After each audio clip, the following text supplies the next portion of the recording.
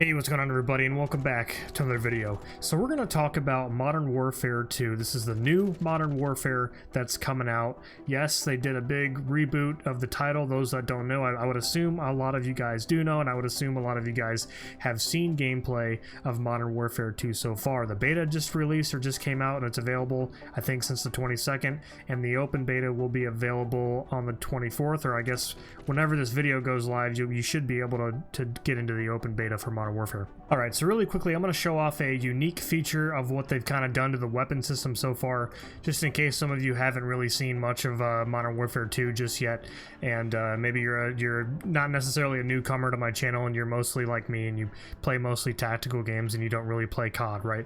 So either way, but taking a quick look at the way that they've changed like the smithing, the gunsmithing, quote unquote, the loadouts and stuff like that. Now this gun right here, the FSS Hurricane, is actually really cool. It's got like a P90 magazine, but it's still in a rifle platform, which I think is really cool. I've been using this weapon the most, this SMG type rifle. Now if we go over to Gunsmith by hitting R, you'll notice here we've got a very similar system from the previous Modern Warfare game. Got the ability to swap out a bunch of different attachments, and it's capped out at 5. And pretty much what you see on screen here is what you are limited to with your overall firearm attachments, their variation, etc. Now this down here is what's unique, is the ability to swap out the receiver. So you'll see here I'm in 5.7 by 28, which is what this variant fires. Now we can select that, we can go through. I've got all these different variants that I've unlocked. So as you use the rifle, which you start out with an M4, it says right here, the 5.56 M4 type receiver, you level up that M4, and over time you'll unlock more receivers, which you got the 5.56 ICARS, which is like an LMG variant, the F-TAC Recon, which is a battle rifle, a lot of recoil with that one, and then the SMG type variant that shoots that 5.7 that I was just talking about. And I haven't yet unlocked the M16, but I've heard it's not that great. But either way, just kind of showing off the weapon system here, and this is pretty much for all types of platforms of rifles. You're probably wondering, why am I covering this game as somebody who's mostly just does tactical based games like Ready or Not and Ground Branch and 0 Hour, sometimes a little bit of Squad here and there, right? Now that's a good question. I'm asking that myself now as I'm doing this commentary, and you're probably confused as well with the title. And I really just want to talk about this game from somebody, I guess through the mind of somebody who spends a lot of their time playing slow-paced tactical shooters or milsim shooters. I do play a lot of different games, and I think that might come as a surprise for some people, but I haven't played Call of Duty arcadey type fast-paced games in quite a while, and jumping back into this thing just makes me realize how many people enjoy playing these arcadey games, and they're really good at it. I don't know if maybe I'm just unlucky and I get thrown into these lobbies with these sweaty players, but it has been an absolute challenge getting into this. Now don't get me wrong, I'm having some fun. It's cool to run around with these guns and, you know, these new maps. It's like, it's, you know, you play a new game for the first time and it's a AAA title, you're gonna have a little bit of fun for the most part. Now I don't want anyone to think that I'm trying to bash Modern Warfare with a video like this, but I'd like to kind of give my overall perspective and true honest opinion on what I think this game is so far, just from somebody who plays a lot of slower paced games. Now, I've gotten the opportunity to play through most of the game modes. The Invasion game mode, which is like a huge ground war type, I think it would just be ground war, right? Just like from the 2019 Modern Warfare. But one thing you'll notice, and I actually didn't see this until like my first, like towards the end of my first match, there are AI soldiers that come in like on helicopters and they parachute out of the sky and they help you fight, and it's so fucking badass because I remember thinking to myself, there were games, I think it was Titanfall, or there was a game back in the day where it was PvP, but you had AI soldiers running around as well, and you got points for killing them, and I thought that was really badass. So it's really cool seeing like this big immersive battlefield with like AI guys coming in and assisting you, getting into these badass firefights with stuff blowing up in the background and seeing the helicopters fly by. I thought that was really fucking cool. Now, as far as the invasion game mode goes, or the gameplay, whatever, the big thing is a lot of people like to hide up in the buildings, and it's kind of like a sniper fest. There's a lot going on at once, so you pretty much end up through the entirety of the game, because I mean it's kill based right now for this. For whatever reason, there's no objectives. I don't know if they're going to add objectives into an invasion later, but either way, it's kill based. So at the end of the match, it's based upon whoever gets the most kills. I'm pretty sure that's how it is. But either way, like I was saying, for the most part, you're either spending your time hunkering down in a building with a bunch of other teammates and trying to like get different angles on rooftops to get kills, and kind of just like in a survival state. Or if you're not hunkering down, your other alternative is to try to flank the enemy and get up behind them and do like some CQB through buildings, which I thought was really cool too, and I did a little bit of that. But for the most part, it was a very camp fest, I guess, type of game for me, the gameplay wise. And I don't think it's necessarily bad because I like the slower pace, but for the most part, it was very chaotic.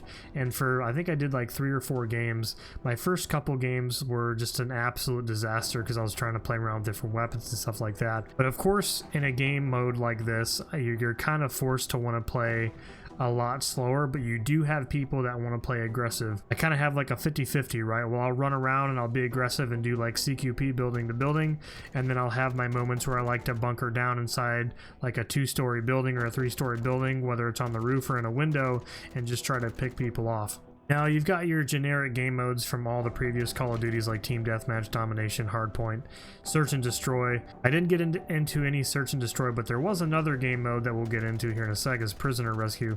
But either way, for most of your quick play quote-unquote game modes, it's kind of like the run-of-the-mill Call of Duty.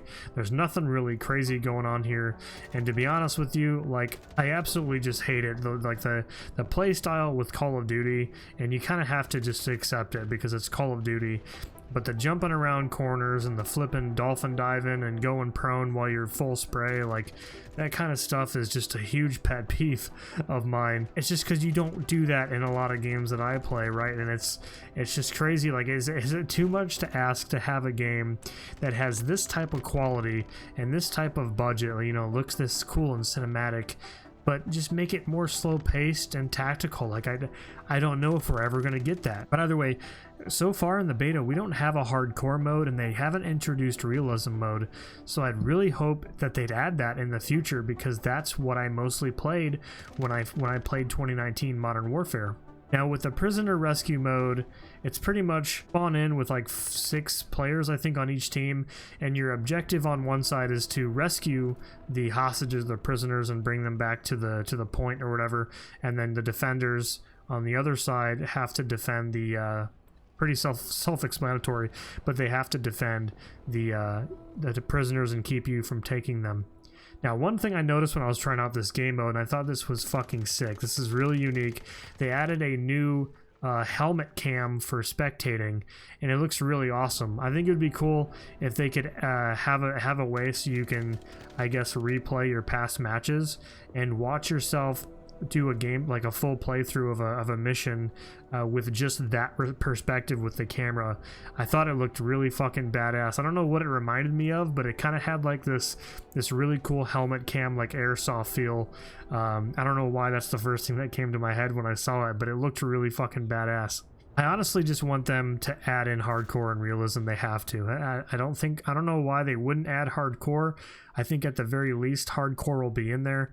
Hardcore for me is way more slow paced, and I have to deal with people fucking dolphin diving and shit all over the place a lot less in those game modes. Sure it does encourage camping and stuff like that, but for the most part, the gameplay overall for me feels more like a tactical game when I'm playing hardcore Call of Duty Team Deathmatch or point-based modes, whatever it is. Now, realism from 2019 Modern Warfare was pretty much just hardcore, except you were extremely limited on HUD elements, and your time to kill was like reduced to like 1 shot.